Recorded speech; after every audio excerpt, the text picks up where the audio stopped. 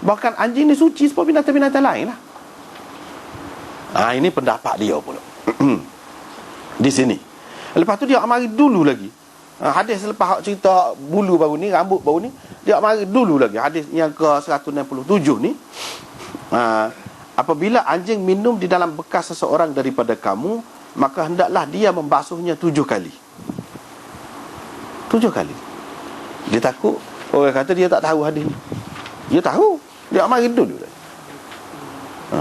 Jadi Imam Syafi'i, Imam Ahmad, Imam Abu Hanifah, dah ramai lagi kata najis anjing ni. Dia pegang dengan hadis ni.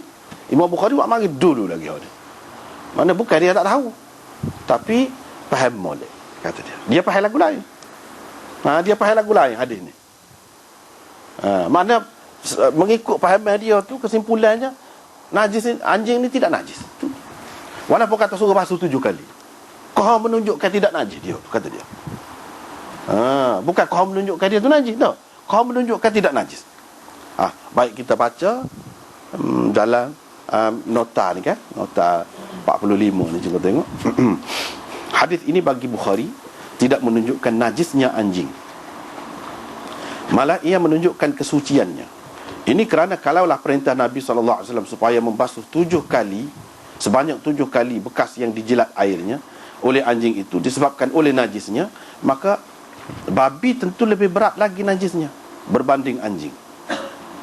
Tetapi tidak ada pula perintah supaya bekas yang terkena babi dibasuh sebanyak 7 kali sekurang-kurangnya. Bagi Bukhari, perintah Nabi SAW sebenarnya berdasarkan sikap ihtiyat, atau sebagai mengambil langkah berjaga-jaga dan berhati-hati terhadap sesetengah anjing yang mungkin merupakan pembawa virus ataupun kuman tertentu yang boleh mendatangkan mudarat kepada manusia. Perintah ini juga mungkin bersifat ta'abbudi, atau kerana faktor-faktor yang lain seperti menghakis pengaruh kaum asing, terutamanya pengaruh Yahudi dari jiwa umat Islam pada ketika itu. Tu pandangan dia. Cara dia faham. Kalau kita kata sebab najis dia basuh 7 kali. Kalau nak kira babi lebih najis lagi, sebab dalam Quran ada sebut. Anjing ni tak ada sebut najis dalam Quran. Haram kau menyentuh ataupun makan daging dia, kau tak ada sebut dalam Quran. Tapi babi ada sebut.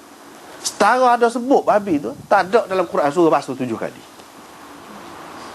Dalam hadis pun tak ada tentang babi. Cuma yang orang duduk basuh 7 kali juga kalau kena babi tu, itu kias. Berdasarkan kias. Dia kias dengan anjing. Anjing ni mana? Hak ni lah hadis ni lah. Suruh basuh 7 kali. Mana setara anjing ni, mana tidak ada sebut dalam Quran tentang najisnya, Nabi suruh basuh 7 kali. Kalau babi tu paling tidak kena 7 kali jugalah, kalau tidak lebih pun. Orang lain faham gitu. Maknanya najis mughallazah, najis mughallaz. Mana anjing dengan babi ni. Tapi suruh basuh bekas yang terkena babi itu berdasarkan qiyas sebenarnya, bukan berdasarkan Quran yang jelas ataupun hadis yang jelas, tak ada. Yang adanya qiyas saja. Imam Bukhari nak guna qiyas. Kalau nak kira qiyas, patutnya hak babi ni lebih lagi daripada 7. Kalau nak kira qiyas. Sebab apa? Dia lebih berat. Tapi hak tu tak ada. Kenapa? Hak ni tidak berat, ada. Ini kerana benda lain ni, bukan kerana najis ni.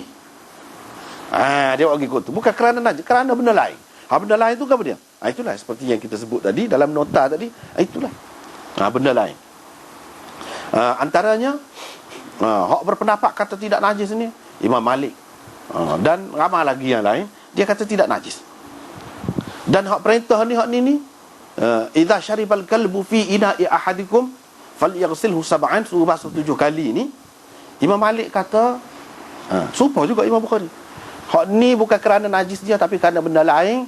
Benda lain tu apa dia? Satu, ini adalah perintah amar ta'abbudi, orang panggil. Amar ta'abbudi ni makna perintah yang mana yang kita kena ikut saja. Kita tak boleh nak fikir makna dia tu, maksud dia tu, apa sebab. Supaya tentang bilangan semaya, apa kena sebanyak ni, semaya subuh, semaya zuhur, lagu tu. Zakat ni kena sebanyak ni. Kalau unta sebanyak ni, bila ada beberapa ekor ni, kena bagi sebanyak ni, lagu tu. Kita nak kata walaupun dia tu berkait dengan binatang, berkait dengan gaf dia, perbuatan kita, tetapi dari segi makna dia tu tak siapa nak fikir. Dah Tuhan royak lagu tu, hak ni pun lagu tu, dan Nabi royak gitu-gitu, basuhlah. Tapi bukan kerana najis, kata dia. Dan Nabi royak suruh basuh. Dia ada royak kau di sini kerana najis, suruh basuh 7 kali. Dia suruh basuh 7 kali. Dah suruh basuh 7 kali, basuhlah. Tapi bukan kerana najis. Itu mengikut pendapat Imam Malik. Bukan kerana najis. Imam Bukhari berkata bukan kerana najis, tapi kerana benda lain. Kerana benda lain tu apa dia? Mungkin begini, mungkin begini, mungkin begini. Dia kata sebab ada contoh. Contohnya apa dia? Nabi SAW sakit. Berkait dengan 7 kali basuh ni, 7 kali ni banyak dalam hadis sebut. Dan semuanya tidak menunjukkan najis. Dia ada hikmat dari segi rawatan tu. Ataupun kita kata dos lah. Dos. Nabi SAW pernah demam, sakit kepala, dan dia ikat kemah kepala dia tu. Lepas tu bila dia nak mandi, dia suruh ambil 7 gerebok. 7 bekas air yang daripada kulit kambing. Dia suruh, tuan, subbu alayya min 7 qirab. Dia kata, curah atas aku ni, atas kepala aku ni 7 gerebok. Curah. Air dia panas. Suruh curah 7 gerebok. 7 ada di situ. Dia sebut 7.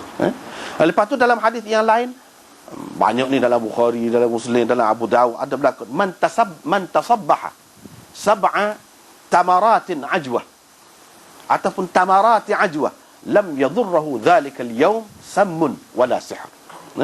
Sesiapa yang waktu pagi dia belum makan gapo-gapo, dia makan 7 butir buah tamar ajwah. 7 butir, 7 biji. Hari tu orang tu tidak akan terkena racun dan tidak akan terkena sihir. Nabi kata 7 juga. 7 juga. Maknanya 7 ni ada maksud dia. Maksud dari segi rawatan tu lebih bersifat begitu. Macam tadi suruh curah air 7 gerebok tu perawatan juga. Makan 7 biji, 7. Dari segi rawatan juga. Hak ni pun kata dia dari segi ada maksud tu. Sebab tu suruh dalam hadis yang lain suruh salah satunya dengan air tanah, bercampur tanah. Ini kalau kita nak kira dari segi basuh, tidak kau cuci tu dengan tanah tu. Bahkan dalam setengah-setengah hadis dia kata hak paling akhir tu kamu basuh dengan tanah, air yang bercampur tanah. Adakah basuh dengan air tanah ni kau cuci dari segi zahir mengikut yang kita faham? Tak. Kau cemar tu, kau bolong tu. Jadi apa maksud? Dia kata ini maksud bukan untuk menghilangkan najis. Untuk maksud lain. Itu dalilnya kata dia. Kalau dengan maksud untuk cuci hak sepatutnya mula-mula tu lah basuh dengan hak tanah, lepas tu ala ke akhir tu basuh dengan air biasa. Ni tidak ada dalam riwayat tu begitu. Itu satu perkara. Yang kedua, dalam setengah riwayat dia kata ada suruh basuh 8 kali. Suruh basuh 8 kali. Salah satunya dengan air tanah. Ada dalam riwayat yang lain dia suruh basuh 3 kali saja. 3 kali saja. Bahkan Abu Hurairah dia pegang dengan hak basuh 3 kali tu. Orang tanya, padahal dia yang meriwayatkan hadis ni. Ni Abu Hurairah 7 kali. Apa yang orang tanya dia? Dia kata 3 kali. Pula. Dan hadis itu sahih juga. Ini kalau kita kata memang ini dengan maksud hukum lah dulu. Bukan dengan maksud lain-lain kau tak budi kau dok. Bukan dengan maksud nak menghilangkan kuman kau, racun kau, gapo kau. Tidak. Tapi dengan maksud syariat sungguh.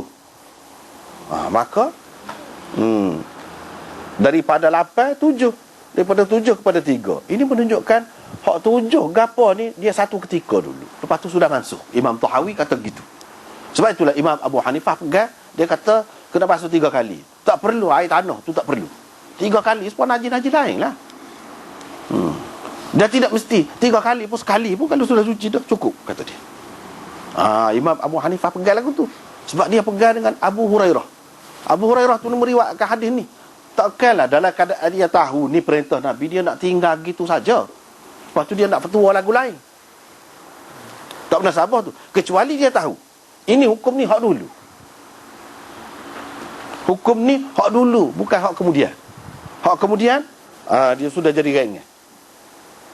Imam Bukhari kata Imam Bukhari kata, Imam Malik kata, kamu boleh turun daripada 8 kepada 7.